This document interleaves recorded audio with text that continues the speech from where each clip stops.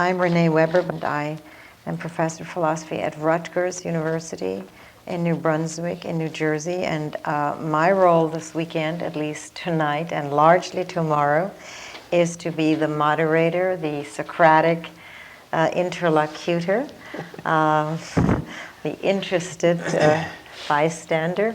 And I gather a little bit of, I'm to make a few remarks of my own in the morning. This evening, however, is devoted entirely to the viewpoints of our two main speakers, who will give an overview, really, of their outlook, of their concepts of this subject, modern science and the ancient wisdom. First of all, Dr. Roger Jones is professor of physics at the University of Minneapolis. He has written a book called Physics as Metaphor. Dr. Ravi Ravindra. Dr. Ravindra is professor of physics and religion at Delhousie University in Halifax, Nova Scotia, and he is published in the area of history and philosophy of science, consciousness and yoga, and comparative religion. His books include From the Village to the Mountain, Spiritual Search East and West. So at this moment, it gives me very great pleasure to welcome Dr. Roger Jones here, and I will turn the meeting over to him. Thank you, and it's really a pleasure to be here, visiting and seeing the headquarters of the National Society. I'm really very impressed with the society and the building and so on and so forth, and the work of the organization, of course. What I'd like to try to do tonight is, in a way, set the stage for some of the things that we're going to talk about in more detail tomorrow.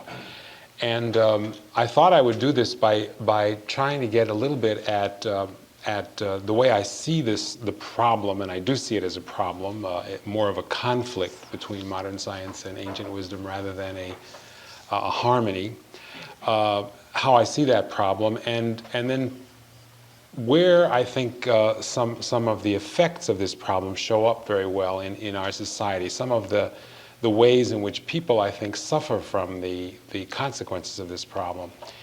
And one of the ways that I look at this conflict, as I see it, is in terms of a concept which is very, very old, actually, and yet which I think has a very good modern application. It's the idea of idolatry. It's the idea of setting things up as a literal image and then beginning to take them seriously, beginning to believe in them. In the biblical sense, idolatry refers to the worshiping, the carving or the creation and the worshiping of images. But I think in the biblical sense, the worst part of the sin is really the worshiping rather than the creation of the images. It's really setting them up in the biblical sense as a substitute or a replacement for God. And in a certain sense, I think that modern science is guilty of a kind of modern idolatry, of taking its own images and models and pictures and metaphors, if you like, too seriously, beginning to believe that they are in fact a literal description of reality, beginning to think that there is no other possible explanation other than the scientific one, and in effect idolizing scientific ideas and scientific concepts. And I'd like to begin by reading two illustrations, quotations that I think will illustrate this idea very well. The first one is from a recent article in, well, it's not so recent now, it was last February, in Newsweek. And this was an article called How the Brain Works in the science section of the magazine. And this was an attempt to summarize a lot of the brain research that had been done recently. And I just want to read you the opening paragraph from this article. The mind has always been dumbfounded by the brain. That 3-pound glob of matter hardly seems up to the task of writing Paradise Lost, composing Eroica, or discovering relativity. Yet for 2,400 years, ever since Hippocrates located the seat of the intellect inside the skull, the mind has been forced to admit that its greatest achievements, its loftiest thoughts, its deepest emotions, all arise from something with the consistency of jello and the color of day-old slush. Now some neuroscientists are beginning to suspect that everything that makes people human is no more than an interaction of chemicals and electricity inside the labyrinthine folds of the brain. I submit that this is an example of idolatry. This is an example of believing so much in the chemical and physical model of the mind, of psychology of the brain, that the scientists have convinced themselves that there is nothing else. In fact, there's a branch of psychology, it's called behaviorism, that denies the existence in its most extreme versions, that even denies the existence of mind itself. It says that there is no such thing, there's only behavior and so on, there's only stimulus and response, that's all we can deal with, and there is nothing else. Such ideas as consciousness and thought and soul, certainly, and spirit are ruled out as anthropomorphic, that dirty word, anthropomorphic, or meaningless, or superstition, or wishful thinking. But I'm not a psychologist, I'm a physicist, and so I want to give you an example from physics. People lately have been thinking that the ice is finally cracked in physics. In fact, for a long time now, with the advent of the 20th century, the two major revolutions in 20th century physical thinking, relativity and quantum theory, both seem finally to have opened their arms, so to speak, to consciousness. I want to talk about this in more detail tomorrow. I don't believe that, in fact, is the case, and I want to go into that tomorrow. But right now I want to show you that there's already a reaction setting in against this feeling that consciousness somehow has come in through the back door, or maybe even the front door, and has finally taken its rightful place in the physical sciences. This is from a book which has just been published this year and has just appeared in the market in the last few weeks. It's a book by James Trayfill called The Moment of Creation. It's actually an excellent book presenting the ideas of the Big Bang and quark theory and all of the new ideas that are attempting to unify all the particles and the fields into one grand synthesis. Well, after he's presented all this material in, I think, a very professional and sophisticated way, even though the book is written for the layperson, at the end he makes some of his own comments and reveals his true colors, I think. And I'll just read you a couple of paragraphs from the section in the epilogue, which is called The Triumph of Reductionism. He has the nerve to actually label it that. But anyway, let me just read you this couple of paragraphs here, which I think will illustrate, again, what I mean by idolatry. During the 1960s and 70s, when the complexity of the particle world was being made manifest in one experiment after another, some physicists broke faith with the reductionist philosophy and began to look outside of the Western tradition for guidance. In his book, The Tao of Physics, for example, Fritjof Capra argued that the philosophy of reductionism had failed and that it was time to take a more holistic, mystical view of nature. It was books such as Capra's which led people down the garden path into thinking that physics had finally accepted consciousness. But let's see what Trayfill says about it. But we now see that this point of view, 1983, that this point of view, generated in what turned out to be a temporary era of growing complexity, has not stood the test of time. We have seen that the introduction of the idea of quarks has reduced the complexity of the elementary particles, and that the development of the idea of gauge symmetry has reduced the apparent complexity of the fundamental forces. We stand, in fact, on the verge of the ultimate triumph of the reductionist idea. And he goes further in this section to also attack another principle which modern physics seem to be somehow embracing, the idea that there is not such a sharp boundary between the observer and the observed. And people in varying degrees interpret this as another way of seeing consciousness entering into the physical world. But Trayfill goes on to say the following. The gauge theories imply that the correct descriptions of nature are those that do not depend on arbitrary definitions made by different observers. This is a summary of the idea of these theories, so just accept that for the moment. In fact, the theories require that there be no measurement which could be made in the laboratory which would be different if every observer in the world made an arbitrary change in his definitions of electric charge, color charge, or even elementary particles. The gauge principle, therefore, tells us that the only theories which can correctly describe the natural world are those which are completely independent of the state of mind of different observers. In this, they echo the earlier successes of the theory of relativity, which requires that there be no law of nature that depends on the state of motion of individual observers. The net effect of these two theories is to open a new and deeper gap than ever existed between the world being observed and the one doing the observing. In effect, they tell us that the correct description of the world is that description in which the observer is irrelevant. The 1970s, then, can be thought of as the period in which the great traditions of Western scientific thought, seemingly imperiled by the advances of 20th century science, have been thoroughly vindicated. Presumably, it will take a while for this realization to percolate away from a small group of theoretical physicists and become incorporated into our general worldview. Okay, well, I thought I would start out with those two to suggest the magnitude and the depths of the problem, that it is still, despite what many people say, I believe, it is still the prevailing scientific, Western scientific worldview, which is taken as the final arbiter of truth and the only valid description of reality.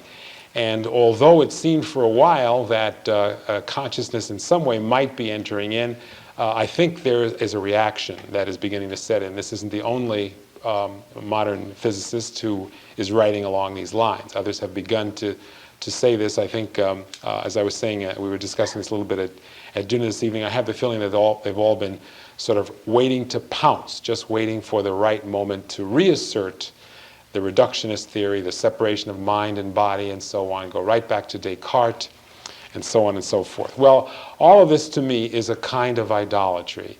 It is a kind of literal acceptance, a literal attribution of significance to the models and the pictures which have actually been created to help us understand the ideas about the world. Now, although Trefel refers to this reductionism and the separation of the mind and body as long-standing Western traditions, I think if we look back at the ancient wisdom, we find that the attempt to unify the two worlds rather than separate them is a much older tradition. In particular, if we look back at, for example, Greek ideas, we can see in Plato the attempt to try to reconcile the ideal world that Plato speaks of, the world in which there is perfect order and harmony, with the world of appearances and the everyday physical world, the corrupt world that is subject to change and mutation and decay and so on. And in effect, Plato is saying, if we know that the ultimate reality is this world of perfect beauty and order and harmony, how can we explain the appearances of this physical world, the appearances that we see, which of course we must learn to see through? And so one of the great goals of Greek philosophy was this idea of saving the appearances, as they said, meaning to reconcile the changeable and mutable physical world with the ultimate realm of perfect harmony and order. And one of the means by which Plato attempted to do this was to use mathematics, in particular geometry, which Plato saw as a go-between, a way of saying that there really is a perfect order that we can see in the mathematical description which is behind these things. And so the geometrical description of the universe, in effect, see, we think about it so differently today. We think about it, I would say, idolatrously. For Plato, geometry and the study of geometry is almost a religious sacrament. It is a tool by which to see deeper into the world and to learn that the ultimate reality transcends just the simple physical appearances. And so the purpose for making these descriptions was not to see them as a kind of a literal, accurate description of the world, but rather as a go-between, as a method of reconciling these two different realms. I've noticed that this conflict shows up a lot in teaching. Over the years, I've taught a number of courses, particularly at the introductory levels, and especially courses that we call liberal arts courses in physics. That is, for people who do not have a science background, who are not majoring in the sciences, but who need to take science, for example, as a required course. And I've noticed quite often in these courses that I come across a sort of a phenomenon of anxiety about physics. Some people are afraid of the subject, even repelled by it, and it's very difficult for them to try to get into the subject. I can see familiar smiles around the room right now as people recognize this is by no means an uncommon thing. And I've tried to find out the sources and the motivations behind these problems and these fears and these anxieties that people have about science. And it seems to me that by talking to students, thinking about the problem, trying to go back to my own initial feelings about science, I've been able to break down the levels of anxiety and fear into three stages. The first one is what we normally call math anxiety. And that's a real problem. It's a serious problem that this society faces, in particular that girls in elementary school, for some reason, feel more intimidated by math. The boys are somehow supposed to be able to understand the math better and the girls aren't. Everybody knows that that's crazy, and yet it seems to be a social phenomenon. It is a very big problem. I think it's beginning to change now. More and more women are beginning to get into science and mathematics. I don't want to deal with that problem, but I want to at least acknowledge that it's real. But there is an aspect of the math anxiety that I think does relate to this problem of idolatry and the conflict between the two different worldviews. And that is this effort to quantize the whole world. Behind the sciences, and especially the physical sciences, chemistry, physics, and geology, there is this idea that a quantitative description is the best description. In physics, it is more or less the only description. It is only in mathematical terms that any physical law has particular meaning and in fact can be applied. And so there has developed over the years the sense that the quantitative is the true description. Needless to say, I don't agree with that. There are many things, and I don't have to tell you, that cannot be described quantitatively, which are as important, if not more important, than the things which can be quantized. It's difficult to quantize love, or hate for that matter, or war and peace, and so on. And these, of course, are some of the things that are extremely important and meaningful in our lives, and yet there is no way to treat them in any quantitative sense. Or if there is, then it really doesn't get at the heart of these concepts. That's what's happened in behavioral psychology. If you treat only what is quantitative, then you're forced to reject the meat, or the important part, and so you end up with no soul, no consciousness, and so on and so forth. So that's the first level, this fear of mathematics, and at least this idea of being put off by an exclusively quantitative view of the world, it seems to me, is a valid part of this fear. It's legitimate. It isn't simply some kind of neurotic failing in certain people that they can't deal with the world this way. It's, to my mind, more of a genuine human reaction against the attempt to act as if the world is nothing but a quantitative description of some objective realm. The second level of anxiety, I think, is perhaps the most obvious one, and in many ways the most serious, and that is the fact that the consequences of modern science and technology are, of course, the possible pollution and poisoning of the environment, and the bomb and the conceivable destruction of the human race and possibly all life on Earth. Nobody can possibly minimize or dramatize these fears adequately, and they're real and they are genuine, and people feel them. There is a certain tendency to point the finger at scientists and engineers. I don't know how valid that is. It's somehow our whole society which has gotten into a pattern which is part and parcel of this quantitative view, this objectification of the world. One way to see how the separation of the mind and the body contributes to this business of polluting the environment. We know, for example, that there are many other cultures, and I'll use this time not so much an ancient one, although it has ancient roots, but a more contemporary one. American Indian culture has much more respect for the environment than we do. They feel connected to the world. They feel somehow they participate in the animals and the plants and the minerals and the water and the air. They feel it to be a part of themselves. They don't make that sharp separation and distinction as we do, and as science tends to exaggerate. And consequently, it's much harder for someone having that kind of a mentality, that kind of a consciousness, to do the kind of destructive and evil harm to the environment that we're doing. It seems to me it takes an idolatrous consciousness, one which separates the physical world from the mental world. It takes such a consciousness to be able to treat the physical environment in the way we do. If you felt yourself a part of the environment, you wouldn't harm it. You wouldn't put poison into your own bloodstream.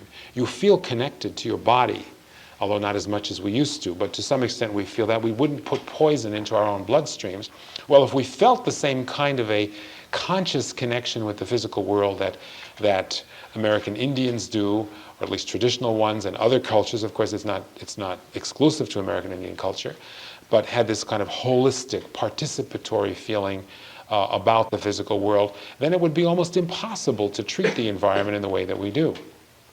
So these other fears, the fears of the bomb and pollution, are again very real and not idiosyncratic and not neurotic, but quite valid and meaningful. And I think they legitimately raise doubts and fears and anxieties about science. But finally, I think the deepest level of anxiety is the one which gets at the heart of this anxiety, this literal acceptance of the physical world picture that is projected by modern science and modern physics and astronomy in particular. And if you think about it, I think you can almost realize that despite all the beauties and wonders and marvels of modern science, if you think about the nature of the picture that modern science presents to us, the kind of a concept of the physical world that it is, and what it makes us feel and think about ourselves, it's possible for anybody to feel that alienation. Modern physics and astronomy presents the cosmos today as more or less a vast, empty, barren, cold, lifeless expanse of space. Vast beyond imagining. It may be that the universe is ultimately even infinite. We're not sure about such things yet. But it is incredibly large. It is so large that it would take light 10 to 20 billion years to cross from one side of the universe to the other. It's inconceivable how big it is. And it is for the most part empty. It is for the most part black and cold and lifeless and absolutely inhospitable to anything remotely resembling life or consciousness or human needs and warmth and desires and so on. It's hard to imagine an environment or a conception more alien and more inhospitable to the human heart and the human soul than the one that modern physics projects. Somehow, as the result of completely meaningless and random processes, the chemical and physical processes by which we believe the processes in nature go on, somehow as a result of these atomic and chemical and physical processes, by some incredibly small chance, in one tiny remote little corner of the universe, there has somehow come about this tiny little speck upon which has evolved, for no reason whatsoever, as the result of completely meaningless and random and purposeless processes, there has evolved something which we call life, and in its highest forms has produced the phenomenon of consciousness, which is absurd enough to be able to look and reflect upon itself and think about all of these things. But the fact that consciousness has reached this state doesn't give it any significance or importance in the physical, chemical, material scheme of the world. Consciousness and life, we must always remember, have come about as the result of these meaningless, random processes, and there is no purpose or meaning to it. If life and consciousness didn't exist, it wouldn't make the slightest bit of difference to the ultimate fate of the universe, and so on and so forth. Well, I submit to you that you can't, I challenge anybody to come up with a more alienating and hospitable view in which to try to feel like you're worth something, or you have some importance, or some meaning, or some significance in the world. The whole ancient tradition of looking for meaning, this ultimate need of human beings to find the meaning, to find the significance, to find a purpose and a value, has almost been completely destroyed and rejected by this modern view of the world. Again, it's an even more extreme example of what's happened in behaviorism. It is the most complete example of throwing out the baby with the bathwater that I can imagine. Science, which originated in the ancient quest for meaning and value to understand and reconcile the human role in the cosmos, which began with that need and that quest, has finally turned around to say that that is a meaningless and ridiculous question. To me, that is the ultimate form of idolatry. That is taking your ideas and your principles and your models and your pictures and your images so seriously that you forget why you made them in the first place. You forget who made them in the first place, namely human beings. No matter how mathematical and abstract and logical these pictures may be, they were created by human beings. And you forget that. You forget what the original motivation was, and it isn't surprising that people aren't scared off by physics and science. It amazes me that everybody isn't. Okay, I mentioned earlier that it wasn't always like this. I think we know that in our hearts, even without studying history and looking back at mythology and reading the ancient wisdom, as important as those things are. I think we all recognize those things. It was certainly part of my own motivation. I remember as a kid becoming interested in science. And as I went on and went further and further with it, I remember that gradually I felt this conflict within myself, and I thought, well, there must be something wrong with me. Other kids study science, and they're perfectly capable of accepting it and seeing it as a description of the world, which we take literally, and how valid. After all, who can argue with it? We send people to the moon. It's that good. It's that accurate. It's that precise. We've produced the transistor and the integrated circuits and computers. How can you argue with such things? If science isn't about reality, what is it about? It must be about reality. This feeling that even though all of these things were true, that science was so magnificently capable of controlling and predicting the phenomena of nature, yet it was leaving something out. It wasn't dealing with needs that I had, needs that dealt with the desire for meaning and value, needs that we normally associate with the arts and the humanities. This is another way in which we often see this split. C.P. Snow sort of made a classic a case out of this disruption, the two world cultures. He talked about the sciences and the humanities and said that they have grown further and further apart.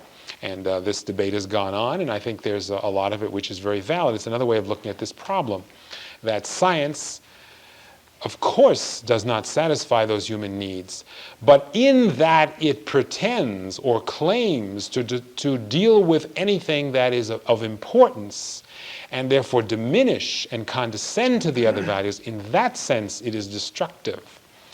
There is nothing wrong, I believe, with what science does in its own realm, as long as it doesn't claim to be everything. And of course, if you ask scientists and you press them on these issues, they would say, of course science isn't the ultimate answer. Of course we're not priests, we're scientists. We do research and we find things out, and we know that there are many things that we can't deal with. But that's not the way we think about science, although people will make such disclaimers. That's not the way people think about science. In fact, we do treat our scientists as priests. When a scientist makes a statement, everybody accepts it. There's no longer any question. It is a statement from on high. It is no different from the kind of dogmatic, absolute belief that people had in the priests in the medieval church. It's the same kind of dogmatism. And in fact, once again, looking to education for some evidence in graduate education. I was talking about some of the problems in undergraduate education. In graduate education, the problem is even worse. If going to graduate school in physics, and this is probably true in other subjects, isn't a monastic experience, I don't know what it is. You must subjugate yourself to the dictates and the preachings of the priests who have the knowledge. You have to study mathematics and physics and chemistry and learn all the procedures by which you can then become one of the priests and administer the sacraments to the lay public and so on and so forth. And of course it's a period of great austerity and devoting yourself to the study of this with absolute belief and faith. You have really no time to question or be skeptical or critical of these ideas. You have to learn them. And so it is a period of indoctrination, to my mind, in some ways even more dogmatic and more extreme than what we think of as the a medieval kind of. Am I running out of time? I'm almost finished. I didn't do it. Okay. Well, I want to try to get into some of these things in more detail tomorrow. I'd like to try to talk about specifically how physics does kind of allow these things to go on, does create this kind of idolatry, and try to contrast that with some older ideas, with astrology, for example, and with the I Ching. And I think by contrasting the way physics looks at the world and by the way some of the ancient wisdoms look at the world, we can begin to see where the two maybe can be put back together. I'd like to just end with one remarkable event in history that I think people know about but not always recognize the significance of. I talked earlier about the Platonic view of geometry as a kind of tool, as a kind of reconciliation between the ethereal or celestial or ideal realm and the mundane level of the world.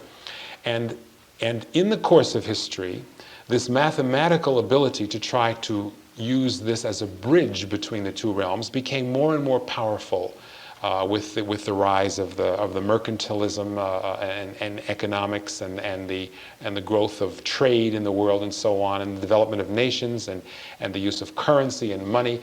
Gradually, the quantitative approach and mathematics became more and more important. At the beginning of the modern era, the modern scientific era, is usually the event, I think, which is most closely associated with the birth of that era, is Copernicus's publication of his description of the solar system. And in fact, we just celebrated the 500th anniversary of the birth of Copernicus in I think it was 73 or 74, I'm not sure. So the scientific era, the modern scientific era, so to speak, is about a half a millennium old now. What Copernicus did, of course, was to set the world on its head, in a sense, because he displaced us from the center of the world. People thought that the Earth was at the center, and then he developed this heliocentric, and people are aware of that and the significance of it, but he did something else, which is perhaps even more significant, and that is he started to take a mathematical description of the world seriously. He began to believe, or with his publication and the subsequent scientists that came after him, they began to believe, because this was such a good description of the way things seem to work, that it must in fact be a description, an accurate statement about reality, rather than just a model or a picture or an image or a myth or a way of reconciling the two realms. They began to think that if there was in fact a theory or a set of mathematical descriptions which could save all the appearances of the world, then that in fact would be a description of reality. And that idea has stayed with us. That was a fundamental change in consciousness, in thought, in approach to nature. It's still with us today. You hear it all the time for example, you heard it in Trefil just now. We're getting closer and closer to this final description, which will be the end of everything. That'll be the final, whether it's reductionist or not doesn't really matter. What does matter in this sense is that it is the final truth, and it is a set of mathematical equations. It seems to me that and I'm not, again, trying to point the finger specifically at Copernicus, because certainly Descartes and Bacon and Newton and Galileo have to take some of the credit, but it isn't even a matter of picking out or singling out individuals. It's more a matter of recognizing a fundamental change that came about in consciousness at that time. And if you believe in the evolution of consciousness, that it has changed, then it seems to me that's one of the cardinal turning points in the evolution of consciousness, is this beginning of the modern scientific age, when we began to idolize our images and our pictures of the world. Well, I think I'll stop at this point and leave some time for others and go into this more tomorrow. All right. Well, thank you very much, Dr. Jones. I think you've stirred up a lot of excitement, a lot of questions. Is it possible that tomorrow in the discussion we're going to have a chance to deal some more with such issues that you raised about the cosmos as possibly as portrayed as large and vast and empty and lifeless and random and meaningless. Do you think that some of us can talk about this tomorrow, can question you a bit about it? Certainly. Not that you're endorsing it, but No, I but realize sure. What it means and who does Sure. it and how far widespread it is and all that. Okay. Also, I should have, in introducing you, reminded the audience that you have published an article in the American Theosophist. Yes. And also one in revision. Yes. On, what was that called, space and... The one in revision, I think, was Astrology, Space, and Consciousness. Astrology, Space, and Consciousness, and the one in the American Theosophist? Is, I think, Time and Time Again. Time and Time Again, Yeah. right. All right, thank you very much. Now Dr. Ravi Ravindra will make some remarks.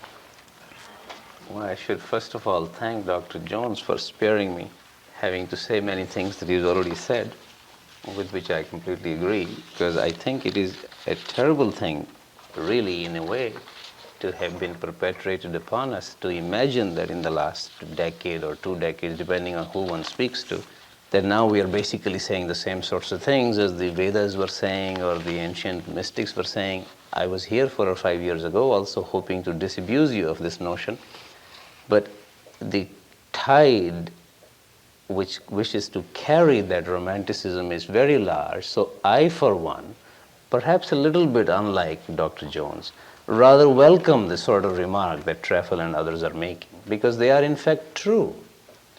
Whether we think that there is more idolatry in what they are saying, or whether one takes it there is more idol worship in what is being said the other way, the whole problem is to take something that is said in contemporary physics or any other physics, and to imagine that that has now substituted for, or it could substitute for, ancient wisdom. That is where the problem is. And therefore, somebody like Treffel reminding us, really, where exactly the true colors, not only of Treffel, but the whole of the science really are, is a good reminder. I feel that therefore it is, in that sense, is a healthy sign, but we'll probably have a chance to speak about it tomorrow more. What I thought I might like to do now, largely because we are trying to really open up the topic now rather than trying to close it already, is we speak, as the topic even says, modern science and ancient wisdom. And I often wonder about what do we mean by ancient wisdom. Now, Professor Jones has said something about modern science, which is for us a good starting point. I'd like to therefore say a few words about ancient wisdom, realizing full well that I'm neither ancient nor wise. But we nevertheless, as human beings, are willy-nilly heirs to all this, wisdom as well as folly. We are condemned, if you like, to have to wrestle with this, as much as we are also condemned or enjoined to wrestle with what science has wrought upon us. And it is quite interesting, somewhat ironic, that here we are, 2 professors of physics, really saying the beware of physics to some extent. I occasionally think of myself as really a little bit of a, as far as science is concerned, as like an alcoholic who is trying to reform himself.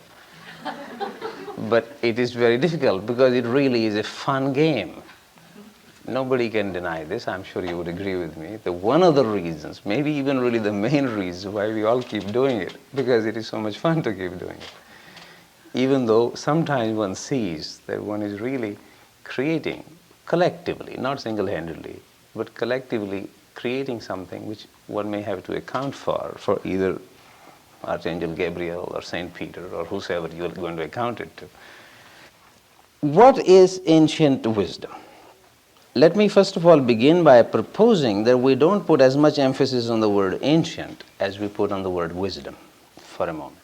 Because to the extent that there is really any wisdom in this wisdom that we speak about, it is not confined to the ancient times, largely because it is not confined to time at all.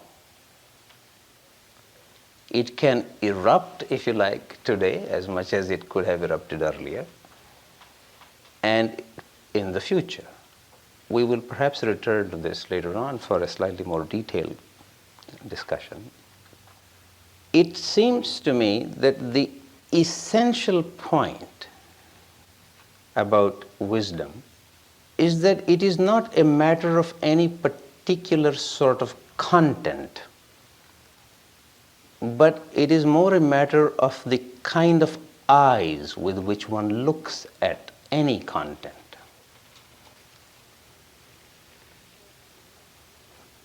And therefore, it is really to do with a sort of attitude.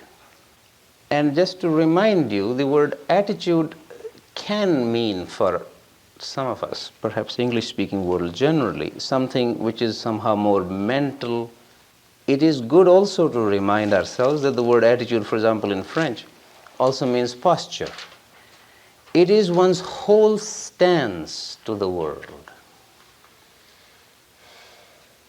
There is a question that has always struck me very interesting, that Arjuna, for example, most of you I'm sure here are familiar with the Bhagavad Gita, in which Arjuna raises this question to Krishna, who has just been saying something about some wise people. He doesn't ask Krishna, what sort of fancy ideas these wise people have, what kind of theories do they have about the world. He actually asks, how does a wise man sit? How does he walk? How does he talk? So I'm proposing to you here that the essence of wisdom is not in having fancy theories, any theories. It could also be connected with theories. There's nothing necessarily wrong with theories. But as far as I can understand, all the ancients have, in one form or the other, tried to say a few reasonably central common things about wisdom. And I would like to mention those here. One is that it really refers in one form or the other to our entire stance, attitude, more modern parlance, lifestyle, in the world. How am I with somebody else? How am I with myself? How am I with respect to the environment or God? It is entirely possible for a person to know a great many things and not be wise. Also, perhaps conversely, one could be very wise and not know a great many things. So the whole relationship between knowledge and wisdom is really itself a great problematic question. And the reason why I wish to open this up now is because whatever else science is, it is certainly practically the paradigmatic case of knowledge since 16th, 17th century, the great scientific revolution. More particularly so in the Western world. When we think of knowledge, that is what we think of. Now, we all hear, sometimes it is said, that there has been a knowledge explosion. Sometimes people even put a quantitative figure on this, that the knowledge industry's output now is doubling every 10 years or something like this. But that, of course, doesn't fool any of us into thinking that there has been an explosion of wisdom. And if one is, by some romantic notion, tempted into an idea that, all right, maybe the classical science was somehow not on the right track, but now in the contemporary physics we are really sorted out. It is therefore just a little good to remind oneself that whatever fancy theories we might have now had, whatever new paradigms we may be with, what are some of its consequences? Nearly 3/4 of all the physicists and related physical scientists, namely applied physicists, engineers, 3/4 of them throughout the world are now working for the war machinery. So our new paradigms haven't certainly made us any more compassionate, any more loving, any more wise. And the greatest single peril that faces all of us is clearly the nuclear war, the production of which was perhaps the single most concerted effort of contemporary physicists, using the theories of contemporary physics, at least the two major theories of two major revolutions of contemporary physics, relativity theory and quantum mechanics. So, if there is any wisdom in judging by the fruits of what these theories may have brought us, one would have to be very careful in imputing, out of our wish for a reconciliation or integration, wisdom to some of these theories. Now, what on the other hand I do wish to say, and I started out by saying this, that wisdom is not a matter of this kind of theory or another kind of theory. One could hardly say that prior to the 20th century, or Einstein's ideas or Max Planck's idea, that there was no scientist who was wise. That would be as absurd to say as to say that all the physicists now are wise. So what do these theories actually do as far as wisdom is concerned is I submit to you, is an interesting question. And what is the relationship of any kind of knowledge to wisdom? One of the things that people who we may have called or would call today wise, or in the ancient times we would have called them wise, there are two or three things in addition to the overall attitude that one has, that they have spoken about. And one of those, or really two related aspects of those, are that in general, most of mankind, in fact really one would say most of the creation, is driven by fear and craving. And wisdom consists in being freed of these. Whatever theory will help. If Newtonian mechanics will help somebody, that's fine. If the Christian dogma will help somebody, that's fine. If the Buddhist principles will help somebody, that's fine. But what is the point of this kind of theory? Any theory. Now I'm speaking from the perspective of so-called ancient wisdom. That the point is freedom from the compulsion of fear and craving, so that one can act, live, relate without fear and without craving. It is now said in many, many ways. This, for example, is often said to be more or less the distinguishing characteristics of our ego. So, freedom from the ego, freedom from selfishness, is what it seems to me the point of ancient wisdom.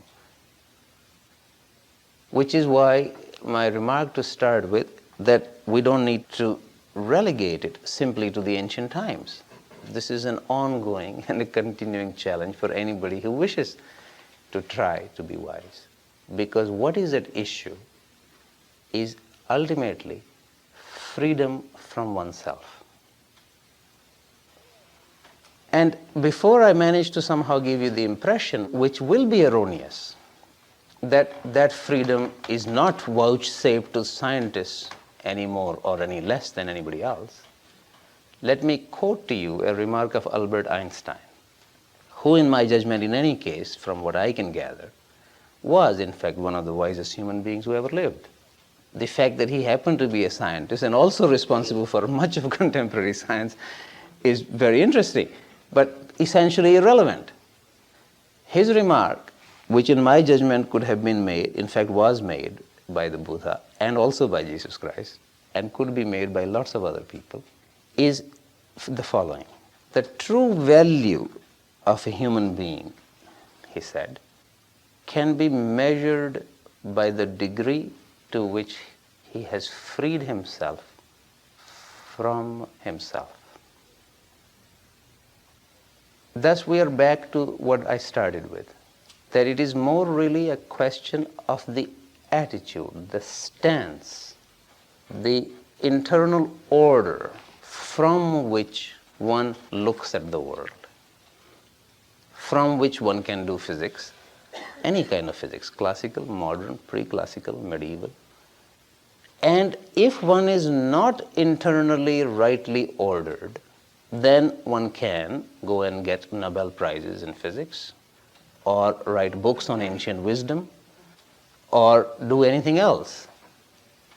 It will be no more than merely writing histories of love without being able to love. And one never needs to fool oneself about this, that the entire arena is different. That never means that knowledge and wisdom cannot come close to each other, cannot intersect. It is entirely possible that, like a gardener needs to weed out a lot of things so that the natural growth of a plant can take place, with appropriate knowledge, with right knowledge, right thinking, right meditation, one can weed out a lot of nonsense, so that the natural unfolding of wisdom can actually take place. So there is, without question, a place for knowledge, and there can be wrong theories and right theories. But if one proceeds as the general traditional or modern wisdom always proceeds, if you like, from the right inner order, which is another way of saying from above below, then whatever one does is done with wisdom. If one proceeds with the wrong order, whatever one does is done with stupidity or with foolishness, with lack of real wisdom. It may be very knowledgeable. So, in the light of this, then, several other issues open up. For example, the very fact that throughout ancient epochs, whether they express themselves in mythologies or in religions or in philosophies or art, there were two rather important things said about human beings. One was that, in fact, the entire creation, including human beings, in fact proceed from something which is subtler to something which is grosser. But subtler were always more comprehensive. They were higher in the sense of, big word, ontology, in the sense of being. They had larger being, higher being, from which grosser things emerged. Whether one thinks of, for example, the Old Testament, in the beginning was the Spirit, from which gradually other things come, or whether one thinks of any other scripture, any other philosophy, subtler things, higher things, greater things are the first from which other things emerge. The total cosmological view of modern science, which is by no means changed by contemporary shifts in paradigms, is the entire reverse of this. Exactly the reverse. Namely, however one may speculate about the beginnings, the very beginnings of the universe, and naturally these things aren't anything one can really take too dreadfully seriously, but the general point of view, nevertheless, is that some sort of matter, or these days one should also say it could be replaced by energy, but we have a notion, mostly in the popular mind, people have a notion that energy somehow has a more juicier emotional content to it than matter does. Physicists use these words now quite interchangeably and attach no more juicy emotion to that than they do to matter. And they could equally use the word matter. In fact, it is the commonest practice to do so, particularly in books in relativity theory, in which it is assumed that that also means energy.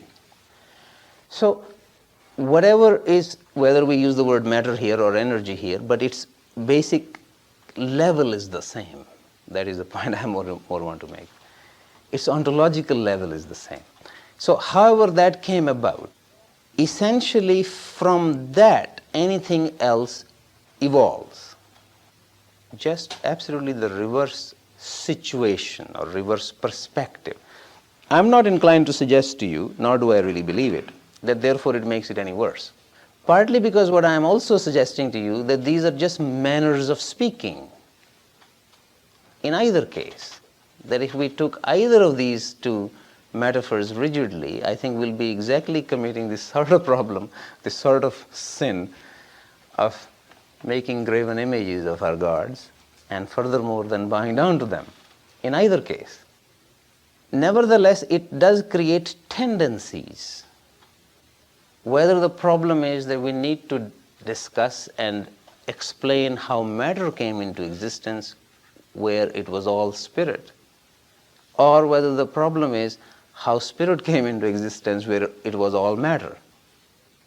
That is putting it perhaps more starkly than maybe strictly speaking necessary, because these things get quite mixed up in some ancient philosophies. For example, matter is also eternal as spirit is eternal. So the problem is not as simple as I'm right now making it, but it's nevertheless, in general, diametrically opposite point of view.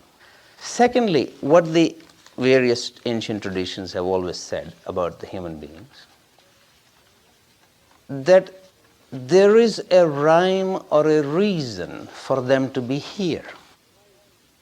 Again, varieties of reasons why they need to be here. They meaning human beings need to be here. In one form or the other, they are necessary for in fact maintaining the whole cosmos, as if the proper functioning of the cosmos depended on them. And when one says something like this, what one is largely saying that something is required from human beings to be done, that it can't just all go on by itself. Therefore, the human beings are not essentially off the hook of working, of doing something, of bringing an intention or bringing an effort, because that is required for the maintenance of the cosmos. If I could just put this in more or less, it is like a slogan and I'm a little hesitant saying it, but it does summarize something. Whatever we understand by God is only a word perhaps, but perhaps it means something. That although it is true, and this is also mark of wisdom, both of these statements are mark of wisdom, ancient wisdom, that without God it cannot be done, but without man it will not be done. Now, any cosmology or any point of view or any knowledge that excludes either of these two feelings, I'm not saying that these two statements need to be taken so rigidly, then we'll have endless argument about what is God or what is doing or what is man, etc., etc. It doesn't really matter precisely what one thinks about what is God, but that these two statements express a certain feeling about the place of human beings in the cosmos. And it is my impression, at least, that all ancient cultures, in one form or the other, recognize this to be a part of wisdom. A, that one is in fact responsible for doing something, and secondly, that one need not imagine or think that I am single-handedly going to do it. Now, let me therefore say that anything that undoes either of these two parts of the equation is actually completely writing man out of the system altogether in one form or the other, and is not contributing to wisdom.